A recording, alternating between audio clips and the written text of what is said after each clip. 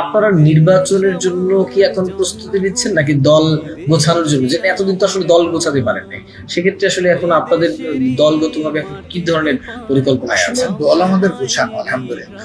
আমাদের দল কখনো আগুছালো ছিল না, কারণ আমরা আমাদের গঠনতন্ত্র অনুসরণ করি।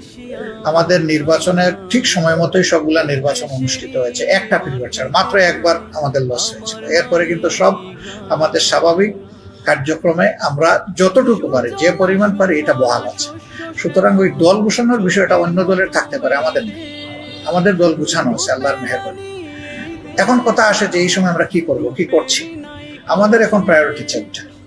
দলীয় স্বাভাবিক কাজকাম তো চলবেই, এর পাশাপাশি 1 নম্বর প্রায়োরিটি হচ্ছে যে কোনো মূল্যে নাগরিকদের নিরাপত্তাটা সংরক্ষণ করা, নিশ্চিত করা, আইন শৃঙ্খলা পরিস্থিতি নিশ্চিত করা। 2 নম্বর হচ্ছে যারা শহীদ হয়েছে তাদের পরিবারের কাছে গিয়ে তাদেরকে সান্ত্বনা দেওয়া এবং কিছু করণীয় থাকলে সেই নৈতিক দায়িত্ব পালন করা।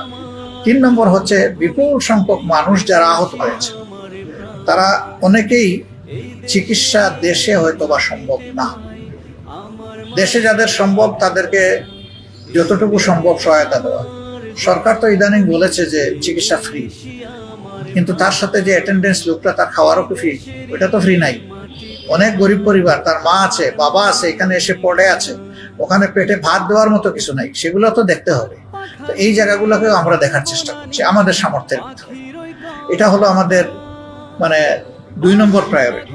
আমাদের 3 নম্বর প্রায়োরিটি হচ্ছে যে আওয়ামী লীগ সরকার যেভাবে সবগুলা সাংবিধানিক প্রতিষ্ঠানকে ধ্বংস করে ফেলেছিল, নির্বাচন কমিশন থেকে শুরু করে পুলিশ বিভাগ, বিচার বিভাগ, সিভিল প্রশাসন, তারপরে মানবাধিকার কমিশন, অডিটর জেনারেলের অফিস, এনবিআর, এই ধরনের মৌলিক যে বাংলাদেশ ব্যাংক, এই জায়গাগুলোকে এখন পরিচ্ছন্ন করা, মতলববাজ, অসৎ, দুর্নীতিপরায়ণ যারা আছে তাদেরকে সরিয়ে এখানে দেশপ্রেমিক যারা করিতকর্মা আছেন তাদেরকে এখানে বসান।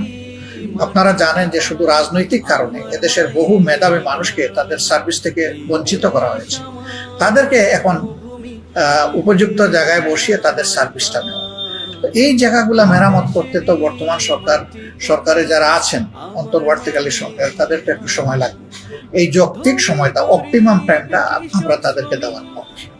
এখন এই ব্যাপারে কিছু বলাটা একটা সঠিক নয়।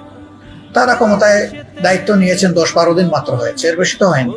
তো তারা কি করবেন? তাদেরকে একটু সুযোগ দিতে হবে না? দেখতে হবে না? পরামর্শ সহযোগিতা করতে হবে না?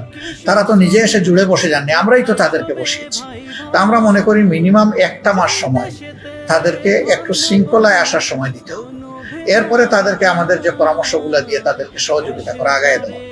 এখন যদি তারা চলার পথে দেখা যায় জাতীয় প্রত্যাশার বিপক্ষে কোনো পদক্ষেপ নেন, সেটা ধরে দেওয়া, সংশোধন করা, সংশোধন না হলে তার প্রতিবাদ করা, এটা আমাদের দায়িত্ব রাজনৈতিক দল হিসাবে। তো ওই পর্যন্ত যাওয়ার মতো কোনো পরিস্থিতি এখনো সৃষ্টি হয়নি। আমরা তাদেরকে এখন সহযোগিতা করাটাই দরকার মনে করি।